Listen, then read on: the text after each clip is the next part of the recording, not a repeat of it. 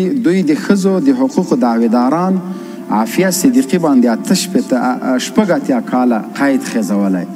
دا زناور دي، دا د ښځو. اوس د ښځو نړیواله ټولنه چیرته ده چې د عافیه صدیقي پوښتنه وکړي؟ هغه زه نه وایم چې څوک ده.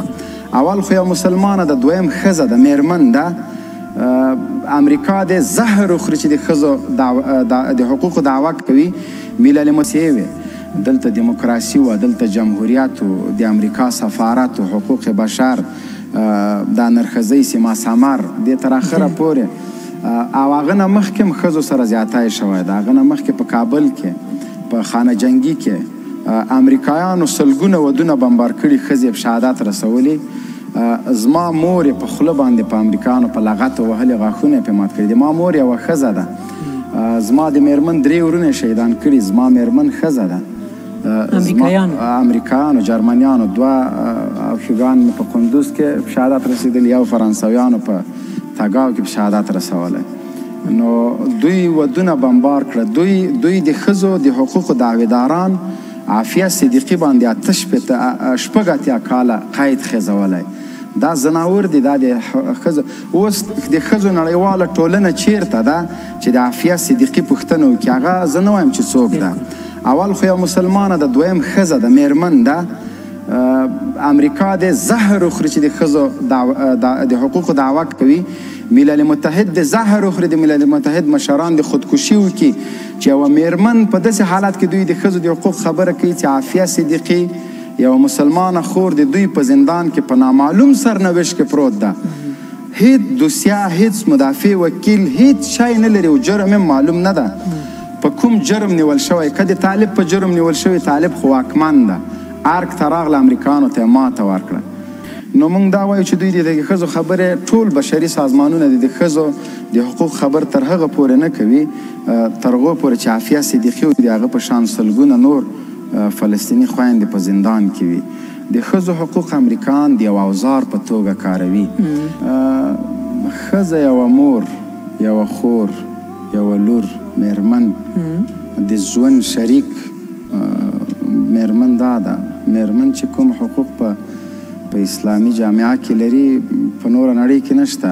موږ به راځئ د افغانستان میرمنې او د اروپا میرمنې مقایسه کړو. په اروپا کې میرمنې د کور ژوند نه لري، ګډ ژوند. میړم کار ته ځي، ښځه هم کار ته ځي. له ماشوم نه خوند نشي اخیستی، هغه لذت چې د ماشوم په سره په لوبه کې ده. هلته د اروپا خلک ترې محرومه دي، هغوی کودکستان ته لیږي.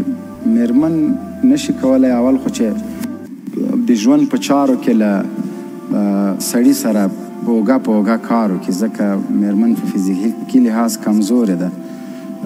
اوس که زه د دهقاني کوم او تر څنګ مې میرمن هم بیل را سره وي، هغه یې کوي، زه پوهېږم چې تر هغه زه ډېر کار کوم او تر ما هغه زیات ستړي کېږي. یعنې نشي کولی. نشي کولی. دا چې په اروپا کې د ښځو دپاره کوم حقوق دي، زه د اروپا له ژوند سره بلد سړی یم. خلکو دا د اروپا جامعه، د امریکا، هلته ښځې ډېر ستړي دي. هغوی سره هم ژوند کړی؟ ژوند مو نه ده کړی ورسره، مطلب خبرې مو سره کړي دي. ما سره څه امریکایي میرمنې دي، څه د اروپا نه دي، زه تاسو ته ښودلی هم شم. هغوی لیکل کوي په انګلیسي باندې، بیا پښتو باندې ترجمه کوي، ما ته رالیږي. هغوی له خپل ژوند نه خوښ نه دي او پات شو دلته. اوس که یو څوک دا د ښځو ژوند، یو سړی د په کور کې له ښځې سره صحیح برخورد نه کوي، دا خو اسلام نه دی ورته ویلي.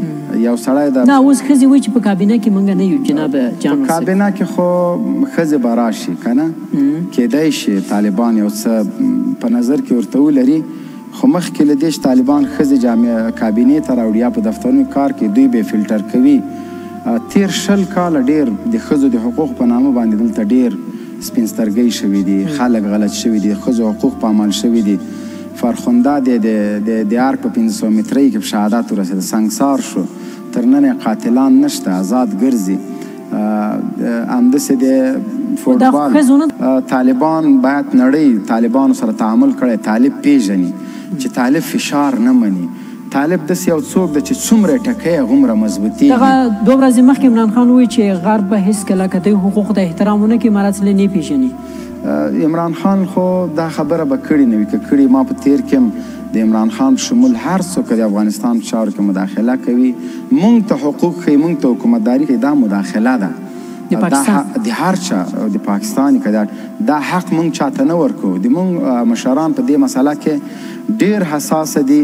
موږ خپل نظام خپله پوه کارم زما فکر باندې دا خو سرپرست نظام ده. طالب راغی د قدرت خلا وه، دلته هر څه له صفر نه شروع شول. طالب راغی یو موقت حکومت په نامه امریکان چې کله افغانستان اشغال که د کرزي اداره 2 کاله موقته وه، 18 میاشتې هغه نه وروسته بیا دا انتخابات او دا شو. او دغه څه چې دوی د دیموکراسۍ نغارې او د حکومتداري وایي دا 10 کلنې لاسته راوړنې د دوی دي چې په تیره کې تخریب کړه په تلو ټول کې.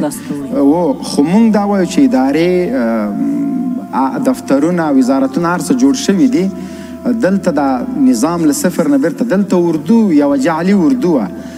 فرض که یو قمندان د قل اردو د 20,000 کسانو عشا او تنخواه اخیستله، خو هغه 2,000 کسان نه درلوده. دا اردو ډانګهي اردو داسې جوړه شوې وه چې تشکیل د 3 لکو خو اصلا 50,000 نه وه. کوه د طالب سره جګړې چې چا کوله، طالب ته خو 4,000 کسان تسلیم شول، نور څه شو؟ وژل شوي خو نه دي. نو اردو سره په راس کې فهیم خیانت کړی ده، ورپسې دا نورو لنډغرو کړی، د شمال 600 جنرالانو کړی ده. بیا په تیره کې بسم الله محمدي چې هر چېرته به طالب راغی ده به ورته لاسونه جګول. ټولو نه زیات خیانت بیا ده کړی ده چې حتی د پوچو په قرارداد کې په میلیونونه افغانۍ ووهل. مونږ ته اردو معلومه وه، مونږ ته اردو چې اردو نشته. مونږ به هر وخت ویلې کومه اردو باید انګیزه ولري. دا د مونږ دپاره یو اوزار و چې چا به مونږ ته وویلې چې چا به یې کنځلې به یې مونږ ته وکړي، مونږ به ورته ویلې لاس مه اچوه. چا جنګ کوو تاسو سره؟ مونږ سره امریکانو جنګ کوه، خارجیانو کوه، اردوی ملي تاسو سره جنګ نه اردوی ملي کوه، پولیسو کوه. تاسو ویلې نه وو حتی خو کم و که نه، حتی د ښاروالي کارکوونکي جنګ ته راوړي وو، ترافیک یې راوړي وو. تاسو ولید تاسو به برنامې جوړې کړي دي. په وروستیو کې صفري قطعې دوی جوړې کړلې چې هغه یې چورګان ته جوابدې نه وو، لکه څنګه چې امریکانو هغوی باندې هم امریکانو نشو کولی چې طالبان وټکي او دوی برلاس شي. هماغه صفري قطعې هم دې حد ته راورسېدلې چې بیا په میدان هوایي کې چې امریکانو ځان سره بوتلل، اوس هم په اسلام آباد کې دي. او هماغه صفري قطعو ته وایم چې چا تاسو مونږ غلامان مونږ یادولو، اوس چې هلته پراته او ډېر د شرم احساس د همده خپل هیواد کې به مو ژوند کړی او اوس هم وخت لري همدغه صفري قطعو ته وایو چې افغانستان ستاسو کور ده. هغوی سره هم یعنې خیانت کېږي؟ خیانت به دا چې دوی به له ده ځي نه ځي، اسلام آباد کې به دلته دا 2 میاشتې نور هم تېروي، بیا به له دې دوی ځي په هیوادونو به تقسیمیږي، بیا به په کیمپونو کې اوسېږي، بیا به له کیمپونو نه وروسته چې په کوم ځای کې امریکان جګړه کوي دا صفري قطعې به ځان سره هغوی نه به استفاده کوي. ازادي بیان خو اسلامي امارت مخکې هم څوک تهدید کړي نه دي. یو ازادي د بیان ده، یو د چا په سترګو کې ننوتل دي، دا ازادي د بیان نه ده. اوس دلته که دا ازادي د بیان نه ده چې اوس زه تیر مشرانو ته کنځلې وکړم، په مختلفو نومونو پیغورونه ورکړم، یو څوک راونیسمه، ډېر کسان دي بندیان، هغوی ته د ښځو جامې واغوندم او دا بې غیرتي وکړم او میډیا ته وښیم چې دا د ښځو په جامو کې ما لیدلی ده. همداسې افغاني کلتور نه، افغاني عنعناتو نه اخوا نه یوه ښځه راشي دلته په سټیج باندې ګډېږي، دا ازادي بیان نه ده. ازادي بیان دا ده چې ته په حکومت باندې مستقیما نیوکه سخترینه نیوکه وکړې، خو توهین نه، زه یې وکړم بل یې وکړم، دغسې ازادي بیان تاسو په خپله خبر ما څه درته ویلې چې مخکې به موږ عسکر وژل، موږ به صفري قطعې وژلې، موږ به په تلونیوز پسې په ځینو نورو رسنیو پسې فدایان ګرځول. اوس یې ساتنه کوو، وخت د تغییر کوي. په تیر کې چې رسنیو څومره جفا کړې ده، زه هغه نه غواړم چې موږ خو وایو چې تیر په هیره، اوس موږ ورونه یو، اوس باید د افغانستان دپاره کار وکړو او هیڅ افغان په بد نوم باندې یاد نه کړو، ولو که هغه په تیر کې هر څومره جنایتونه کړي. یو تر ټولو زیات توهین چې د اشرف غني کړی ما کړی ده، د امرالله صالح کړی ما کړی. خو چې کله موږ کابل ته راغلي یو ما په بد نوم نه دی یاد. ډېره زیاته مننه. چې سندرې د نه وایي میاشتنی عاید چې د دوی څومره و، د یو عادي مامور چې څومره میاشتنی عاید ده، څومره سندرغاړي چې په افغانستان کې دي، زه د تاسو د سټیج نه ورته اعلان کوم که طالبان هغه حق الذمه تنخواه 20-30 زره افغانۍ د یو عادي کورنۍ ژوند ښه صحیح برابر پې تېرېږي، زه حاضر یم چې د افغانستان ټولو سندرغاړو ته هغه تنخواه ورکړم له خپل جیب او خپل مصرف. مقصد سندرې دې نه وایي. سندرې دې نه وایي. که دوی دغه بهانه لټوي چې موږ که سندرې ونه وایو له لوږې مړه کېږو او دا د ژوند د چارو د چلولو دپاره یوه وسیله ګڼي، زه په دې متیقنه یم چې زه کولی شم چې د خپلو ورونو ملي سندرې له موزیک سره خو که مې دماغ خپله طبعا نه خوښېږي که نه، که ملي وي که غیر ملي وي، حتی افغانستان هغه سرود هم دماغ نه خوښېږي. طبیعت مې همداسې ده، دا نه وایم چې بل څوک دې نه اوري. ښه سمه دی.